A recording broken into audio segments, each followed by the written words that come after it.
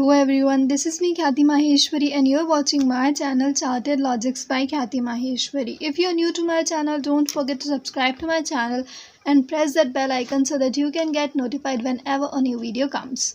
So हम लोग कर रहे हैं series of video section number 167 पर हैं हम chapter 11th of companies act पूरा कवर करेंगे अच्छी तरीके से और बाकी भी कवर करेंगे। आप मुझे कमेंट करके बता सकते हैं कि आप और किस तरीके की वीडियोस देखना पसंद करेंगे।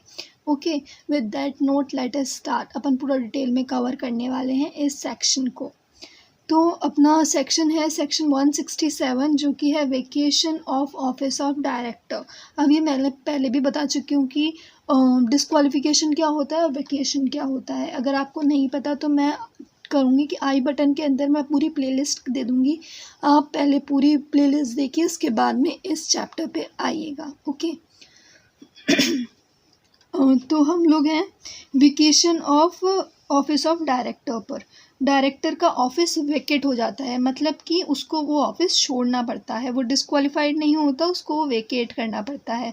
तो इसके 4 सब सेक्शंस हैं, अपन एक एक सब सेक्शन उठाएंगे और देखेंगे उसके अंदर क्या लिखा हुआ है with clauses just like bare act. तो 167 सब सेक्शन 1 कह रहा है कि डायरेक्टर का ऑफिस वेकेट हो जाएगा कब।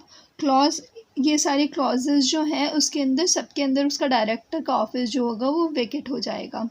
एक क्लॉज कह रहा है कि अगर वो डिस्क्वालिफिकेशन अक्कर कर देता है 164 सब सेक्शन 1 वाली, जिसके अंदर उसका खुद का डिफ़ॉल्ट होता है वो वाली, तो फिर वो डिस्क्वालिफाइड हो जाए, मतलब वेकेट करना पड़ेगा उसको अपना ऑफिस। ठीक है, उसको सारे ऑफिस अपने वेकेट करने पड़ेंगे अगर वो डिस्क्वालिफाइड हो जाता है अंडर सेक्शन 164 सब सेक्शन 1।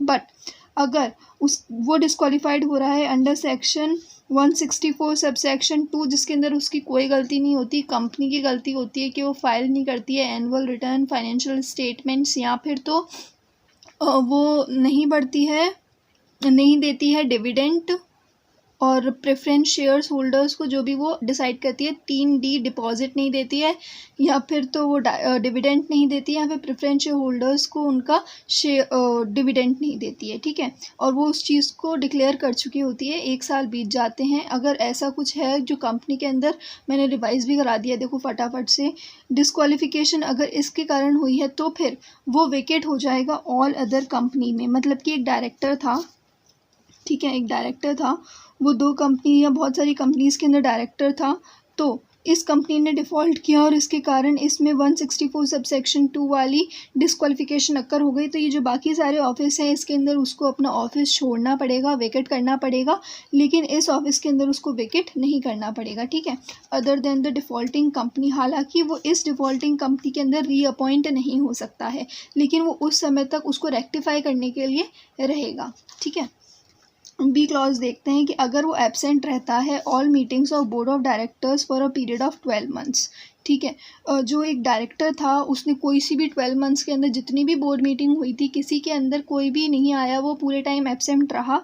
इसके अंदर देखने वाली बात यह है कि विद लीव, विद और विदाउट लीव, मतलब कि वो लीव एप्लीकेशन अगर दे भी देता है, हर बार ही वो लीव एप्लीकेशन दे देता है और उसको स्वीकार भी कर लिया जाता है, फिर भी अगर वो 12 मंथ्स तक बोर्ड मीटिंग को अटेंड नहीं करता है तो उसको अपना 12 मंथ्स के बाद में अपना वो जो डायरेक्टर का ऑफिस है वो वेकेट करना पड़ेगा। ठीक है, कॉन्ट्रावेंशन करा है सेक्शन नंबर 184 का भी। 184 क्या है, ये बहुत इंपॉर्टेंट सेक्शन है इंटरेस्ट ऑफ डायरेक्टर्स को लेके। इसके अंदर क्या होता है कि डायरेक्टर को अपना इंटरेस्ट किसी भी चीज़ के अंदर डिस्क्लोज करना होता है, और अगर वो किसी भी चीज़ के अंदर इंटरेस्टेड है तो उस चीज़ को लेकर जो बोर्ड मीटिंग हो रही है उसके अंदर उसको बैठना नहीं चाहिए, प्लस उस फैक्ट को उसको डिस्क्लोज कर देना चाहिए। ठीक है, इसको अपन डिटेल में बाद में पढ़ेंगे, अभी तक के लिए इतना इन्फॉर्मेशन काफ़ी है।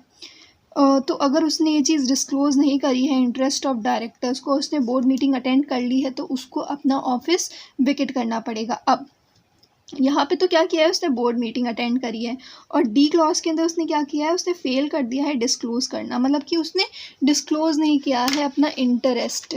ठीक है, इस कारण से भी सेक्शन 184 ही अप्लाई होगा और उसको वेकेट करना पड़ेगा अपना ऑफिस। ठीक है, क्लॉज ई के अंदर है ऑर्डर बाय कोर्ट। कोर्ट ने ही ऑर्डर किया है कि इस व्यक्ति को अपना ऑफिस वेकेट कर देना चाहिए, इस व्यक्ति को अपना ऑफिस वेकेट कर देना चाहिए, तो फिर वो वेकेट कर देगा। कन्विक्टेड बाय कोर्ट, मतलब कि वो कन्विक्ट होता है बाय कोर्ट, इसका मतलब उसके ऊपर कोई जुर्म साबित होता है by court for any offence moral turpitude और अदरवाइज, कोई सा भी ऑफेंस हो, चाहे वो मॉरल टर्पिट्यूड का हो या अदरवाइज का हो। अब अगर ये मॉरल टर्पिट्यूड और अदरवाइज की आप डेफिनेशन जाके देखेंगे कंपनीज एक्ट के अंदर, तो अदरवाइज की डेफिनेशन है कोई भी ऑफेंस जो कि हुआ है कंपनीज एक्ट के अंदर। तो मतलब कि अगर उसने कोई भी ऑफेंस ऐसा किया है कंपनीज एक्ट के अंदर और उसको सज़ा मिली है for not less than 6 months, मतलब कि 6 मंथ से ज़्यादा, नॉट लेस देन 6 मंथ्स का मतलब होता है 6 मंथ से ज़्यादा, तो 6 मंथ से ज़्यादा की अगर उसे सज़ा मिली है, कन्विक्ट हुआ है by court for any offence of moral turpitude और अदरवाइज, तो उसे अपना ऑफिस करना पड़ेगा वेकेट। ओके, एंड देन वो रिमूव्ड कर दिया गया है बाय द कंपनी, तो ऑब्वियसली अगर वो रिमूव हो गया है तो उसको वेकेशन करना पड़ेगा अपने ऑफिस का। उसके बाद में क्लॉज एच बोलता है कि अगर डायरेक्टर एक ऑफिस होल्ड करता था, क्यों होल्ड करता था, क्योंकि वो एक कंपनी में एक ऐसी पोजीशन होल्ड करता था किसी अदर ऑफिस के अंदर, वो कोई ऐसे एम्प्लॉयमेंट था किसी भी होल्डिंग सब्सिडरी जेवी एसोसिएट्स के अंदर, जिसके कारण उसको यहाँ पे भी अपना एक ऑफिस मिला था। ठीक है, और लेकिन जो उसका ये वाला ऑफिस था वही वेकेट हो गया, वही सीज हो गया, तो क्या ये वाला ऑफिस भी सीज हो जाएगा? यस, ये वाला ऑफिस भी सीज हो जाएगा। देखो मैं इसको एक्सप्लेन करती हूँ। अपन ने पढ़ा है ना नॉमिनी डायरेक्टर, तो बैंक ने एक नॉमिनी डायरेक्टर अपॉइंट किया, वो था बैंक का मैनेजर, वो था बैंक का रीजनल मैनेजर।